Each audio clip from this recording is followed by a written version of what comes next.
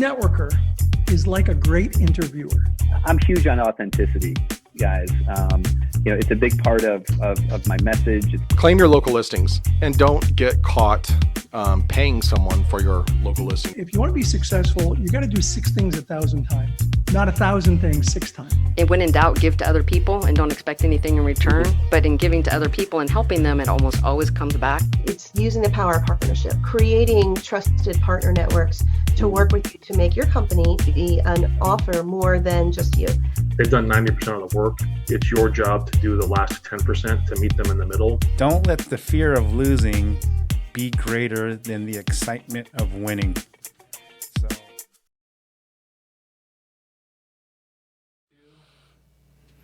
Hello and welcome to this episode of the Ask Valor Masterminds podcast, brought to you by Advanced Septic Services and Fuse Networks. My name is Galen. And I'm Joe. We're coming at you from the BD Local Studios in Tacoma, Washington. So Joe, for our new listeners and viewers, how do we all start this?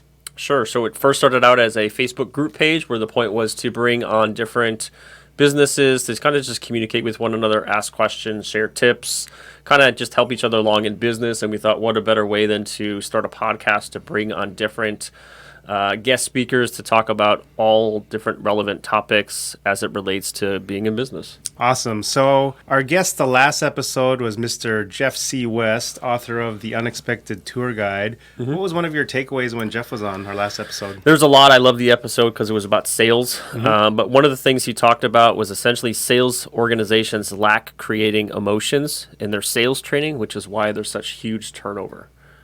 So he uncovers ways to create more emotions within the sales training to hopefully keep more sales staff, because usually it's you hire 30, maybe 10 stay. You hire 30 more, maybe 10 more stay. So instead of doing that model, just creating more emotion within the sales training to get your sales staff more involved. All too familiar model from a place we used to work at in a previous life, right? Correct. All right. So Qimage 2. Well, we are glad to be in studio and have a live in-person guest. So, guys, we have real people as guests, not little emojis or fake people online that we mythically create. So, welcome, Aaron Seiverts. So, in honor of National Cybersecurity Awareness Month, we're pleased to have Aaron Seiverts, Director of Sales at Fuse Networks. Fuse has been a proud sponsor of our podcast for a while, so we find it fitting to have Aaron here today to talk about Cybersecurity Awareness Month. He's a proud dad to 2 wonderful boys, a Central Washington graduate. Everyone welcome Aaron. Welcome. Thanks for having me. I really appreciate it, and look forward to being a part of the podcast that we help sponsor. So awesome. Yeah. So one of the things that we are really proud of is our hashtag Valor Cares initiative. So Joe, can you tell our listeners and audience a little bit about our hashtag Valor Cares initiative, please? Absolutely. So it's just a way for us to give back to businesses who are in need. The foundation for every business should be a website. So it's a way for us to build websites for free for businesses, except for like e-commerce websites. But if you own a business and you're just unhappy with the way it looks or unhappy with its performance, or you don't have a website at all, please reach out to us. Go to AskValorMasterminds.com, click on the Valor Cares page, read through what's included in it and submit your information, and then hopefully we could pick you as the next winner. Awesome. Thank you. So now we come to the part of our podcast, our Advanced Septic Pump You Up quote of the day. So I was perusing the web looking for relevant quotes, and this one kind of stuck to me. I know there are a lot of people with simple passwords out there. I'll just start there. But here's today's quote of the day. Passwords are like underwear. Don't let people see it, change it very often, and you shouldn't share it with strangers. So, Aaron. Very fitting.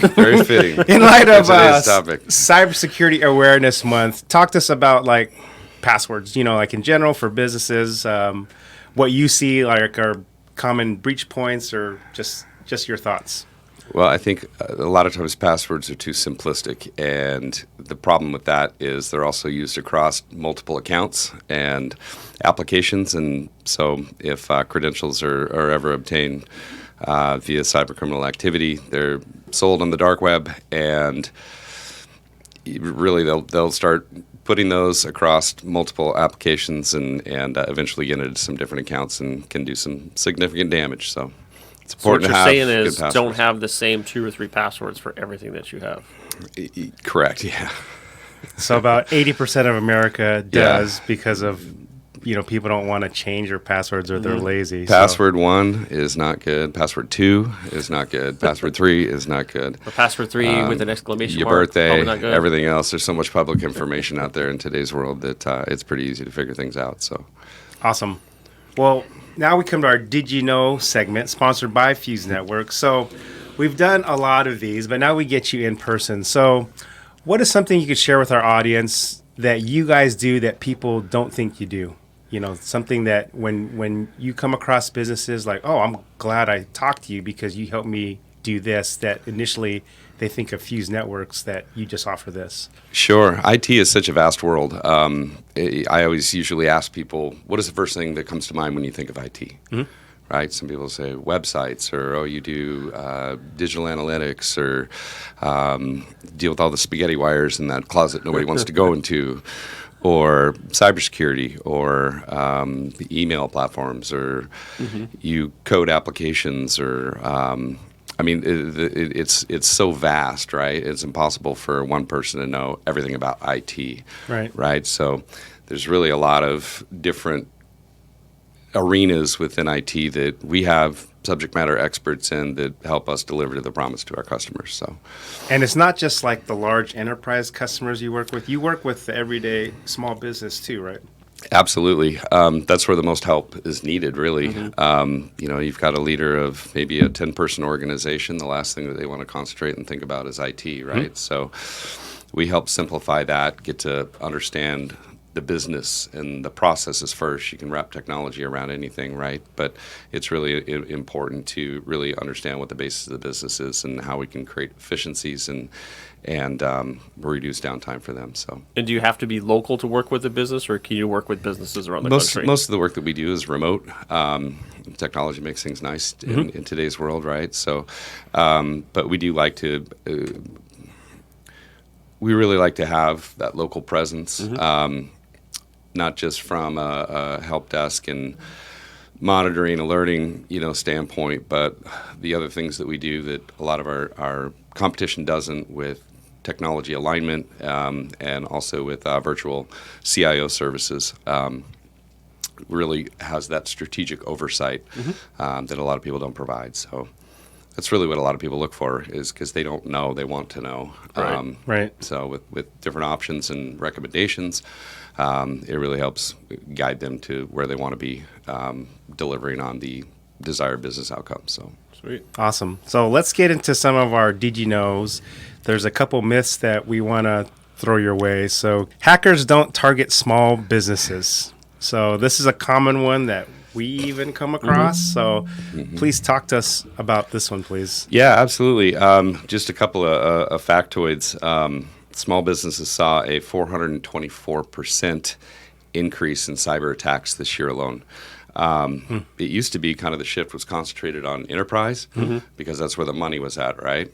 Well, now it's shifted towards the SMB market because that's where the lack of security is. So it's a lot easier to get into systems, and depending upon how profitable that information may be or that data, it's due to lack of security, really. Nice. And, as I mentioned, that, in the past, cyber criminals really went after the bigger targets like governments, hospitals, universities, that kind of type stuff. Really because they knew that they could paralyze by an attack and they can afford to pay a ransom, right? So, but now the small business targets are about 82% of ransomware attacks. So that's a huge transition and a huge shift. Huge, yeah. It's because they're not going to be able to pay a ransom. If they're held for ransom, most likely they're not going to be able to afford it. Sometimes, it really depends on how bad they want their data back, and not only that, if they get it back. So, if you are the victim of a ransomware attack, then you've also got that reputation perspective that gets tarnished and is hard to overcome. That's for sure. So let's say that happens to a small business, just like a mom and pop company. 6 employees. They can't afford to pay a ransom or anything. So what do they usually do? Just start from scratch again? You forget that data's gone. My customer information's gone. My whatever 500,000 clients, and then you just kind of start over? Is that what we see You businesses can. I mean, do? there's a lot of different things that we can help with, but at the same point, really the view with Fuse Networks and how Fuse Networks came in, how the name came about was fusing all of the technologies together, so it eliminates the finger pointing from different vendors and all that. So it's one source to go to solve a problem, as opposed to trying to coordinate all these different things. And really, with the model and methodology that we have is more proactive. So we set things up, configure things to best practices around NIST standards, and what that allows is a lot of automation from the backside to be able to not worry about the common issues and challenges that you have. So as opposed to the other model, which is the reactive model, also known as more of a break fix, where you don't really do anything until something breaks, and then you're reactive on that, and that can be a lot more costly too. So we set things up proactively, so you don't have to worry about that, and you don't have the experience downtime that you do with problematic issues. So, all right, our next one.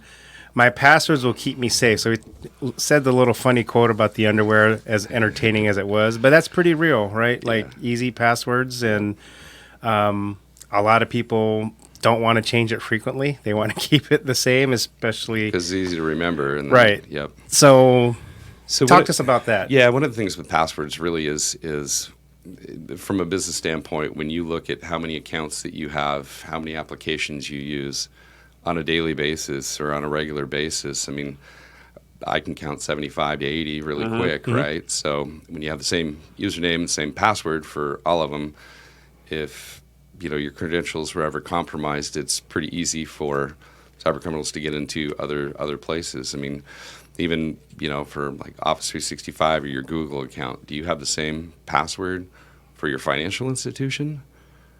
That gets pretty scary when you think about it like that, right? So using different passwords across your different platforms, it gets almost impossible to remember all these things, right? And you still have to change those frequently, or you get an email from an application saying that, hey, we experienced a data breach. You might want to change your password, that kind of type stuff. So there are nice alerting tools that are in today's world, but what a lot of people don't take into consideration maybe the use of a password manager.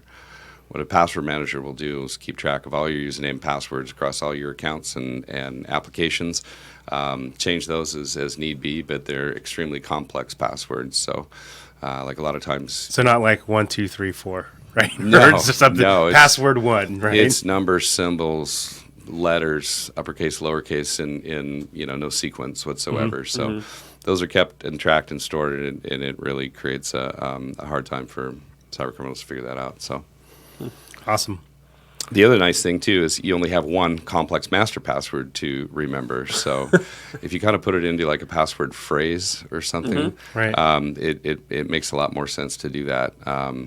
Even a lot of people will, take an S, right, and make it a $sign, so you get your symbol in there, right? Right. Okay, that's kind of commonly known. But there's a lot of different things. But, passwords... They're really important, obviously, and to make them a little bit more complex and not easy to figure out is definitely key. All right. A basic antivirus software will be enough to protect my business. So you go to Best Buy, I'll get my 90-day trial of Norton antivirus. Is that enough to protect the business? Let's just say it's a start. Okay. That's a good start because it's better than nothing, right? Right. So what that provides is enterprise-grade tools and applications around security that most people would see the expense to in a small business be like, oh, we can't afford that. Right. No way. So it really increases your security posture in a major way because you've got more advanced components, especially even around networking, everything like that too. It's important to really take that seriously. Do you want to have more than one software in your computer that's supposed to be providing security, or is it best to just have one? Well, the biggest thing, you can have antivirus, anti-malware, all of that. But that's great. What happens if things do get leaked through that, right? It's Right. really important to have monitoring and alerting tools around that as well. So that way, if anything does happen, or if somebody's trying to log into your Office 365 account from overseas or whatnot, you won't even know that, right? So Right. with monitoring and alerting tools, it really it accentuates that and makes it a stronger security posture. What's a good one that you recommend for businesses? I mean, there's numerous amounts. I mean, you can Google search, top 10 list of antivirus, anti-malware, that kind of type stuff. I mean, for a small business, Norton does just fine, McAfee. But Right. depending upon the level of your data and compliancy perspectives, if you have HIPAA compliance regulations, That's a different or, level of security. or PCI or FINRA. The list goes on, right? It's important to make sure that there's configuration settings that are appropriate for those compliancy perspectives. So Awesome. and then on top of that, even if you just have some simplistic antivirus software, make sure that your applications are enabled with MFA or Multi-Factor Authentication. That really eliminates a majority of potentials for data breaches, because you have that second measure of authentication, right? Right. That it Are you actually really is trying to? We're going to ping your cell phone Yep, and that absolutely. kind of And a thing? lot of people think it's super annoying, but it's not going to be as annoying as experiencing a data breach. I can guarantee that. All right. So this last one, we only need to protect against hackers. So talk to us about that. Yeah, it's a crazy world out there, right? They say that for one cybersecurity professional in the world, there's 7 cyber criminals on top of that trying to impede everything that they're creating, right? So the other big component is administrator abuse, right? In any organization, you've got maybe a small IT team, or a lot of times you don't have security policies in place. You don't have permissions and access components or tools that anybody can kind of get into anything. So having those set up and configured properly is really good. But with administrator abuse, it can be, I know I'm leaving in 2 weeks. Let me see how much data I can extract that's going to help me out down the road, right? So Right. It's kind of scary. There's a lot. It is, but it's something that really happens in today's. Because you would see a lot with that with world. like home service based companies. Let's say I'm a roofer and I'm unhappy. I'm going to go start my own company. I'm going to go in and I'm going to Steal this database. steal all the data, all Sure. the customer base, and take it with me. And then when I leave, I'm going to wait a couple weeks and reach out. Or if it's a disgruntled employee, right? Yeah. They can go in and they can change configuration settings just to set them up for disaster down the road. So during the pandemic and pivoting out of it now, did you see cyber? You said a 424 increase in small business attacks, but did you see the pandemic causing more of these cyber attacks because of the work from home or people Absolutely. detached from Remote the- work really Okay. caused a lot of that. There were, many organizations, especially smaller ones, that all of a sudden the pandemic hits and you got to work remotely unless you're, a vital industry, right? So you're having a lot of very sensitive corporate data going back and forth between home Wi-Fi setups that don't even have passwords on them, right? So Well, I want to piggyback on that that because I had a talk with Travis. So I know with like home Wi-Fi, not everyone gets to VPN into the a secured work environment. But people working at a Starbucks or wherever there's free Wi-Fi, can you, for a public service announcement, tell us the dangers of connecting to public free Wi-Fi? Just because it's free doesn't mean it's good. No, not necessarily at all. It is, again, free. What's your expectations with that, right? Free Wi-Fi, public Wi-Fi is something anybody can get on, right? If you know what you're doing, you can figure out how to navigate a lot of different components. And yeah, there's a lot of vulnerabilities there for sure. But when you can get antivirus software, that kind of type stuff, VPN access really eliminates or at least decreases the risk. Awesome. So let's transition to our topic, cybersecurity best practices. Knowing you guys for a while, you mentioned the dark web. One of the things that you guys do is offer a free dark web scanning. So can you tell our listeners and viewers, like, is it something to worry about? Is it difficult to run this free scan? Talk to us about that service you guys No, offer. for us, I mean, it's one thing that just provides a little bit more clarity into the reasons behind increasing your security posture. With one of the components with our managed services is an education and awareness platform. So you kind of take you watch a 20-minute video, take a 20-question test. It's kind of pass-fail, but it increases the awareness of what is out there, why it's out there, and from an employer standpoint, why they're having people go through this. Legitimately, it's when you take a look at a football team, right, and the offense, and you've got your offensive line, right? They're trying to protect the quarterback. The quarterback's all your data and all your information, right?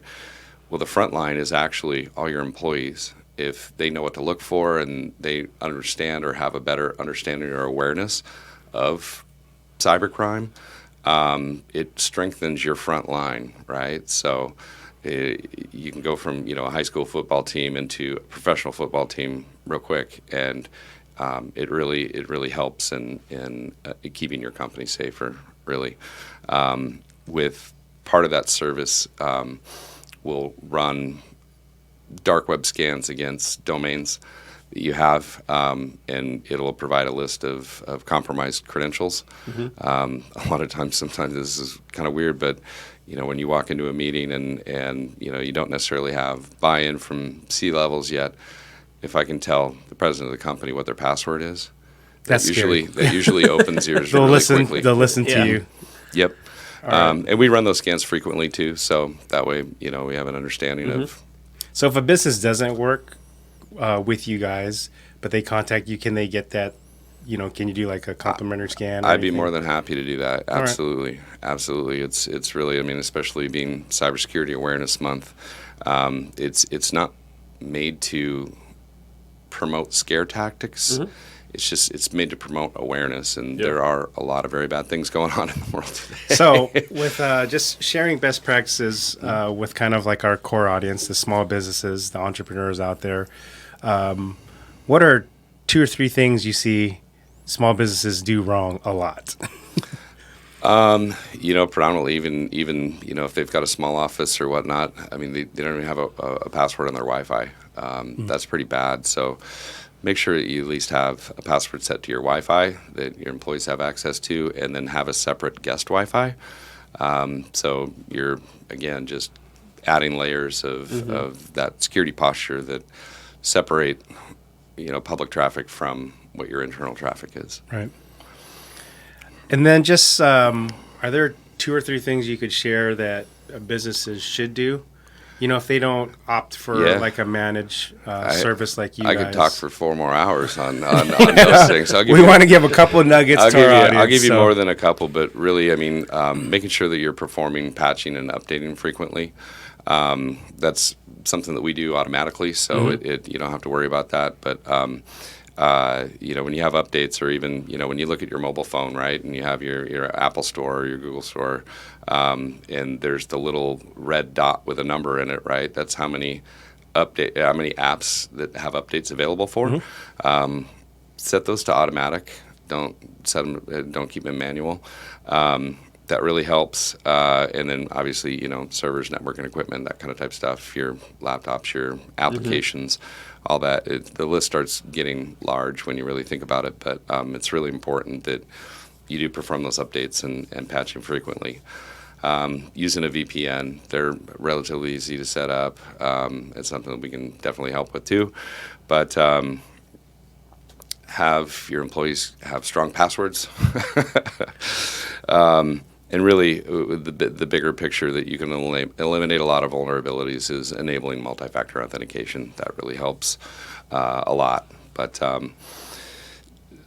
deleting older accounts that aren't used anymore, that's so like fired employees deleting their accounts. That and/or like applications that you use. Say you move off of one product into another, just delete the If delete they your change account, CRMs you know. or whatever or something. Yeah, absolutely. Or I mean, even just other tools that you use. You know, for what you guys do, right? Right. The different applications and tools that you guys use. If you switch to another one, just delete that old account. Otherwise, then you have usernames and passwords there too. Stored somewhere, yep, right? Absolutely. Using your work computer for work only, that's a huge deal.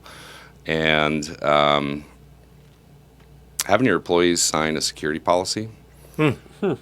That protects the business to a certain degree. And then investing in a cybersecurity education platform, which really raises awareness and again, strengthens that front line. So, What about cybersecurity insurance for the business? that's one thing that's getting really complex, especially this year with renewals. There were so many different claims that have been filed over the last couple of years and paid out due to data breaches and whatnot. Insurance companies are really raising those requirements up a lot now, where multi-factor authentication is a requirement. Oh, it is a requirement. Okay. If you don't have it set up, then and if you get a data breach or whatnot, and you submit a policy, they're going to know exactly what you have set up because they have tools to audit all those Yep, things. absolutely. And if maybe you have two employees that don't have MFA set up for either their email platforms or their major applications, they might not pay out the policy. So that's a huge thing.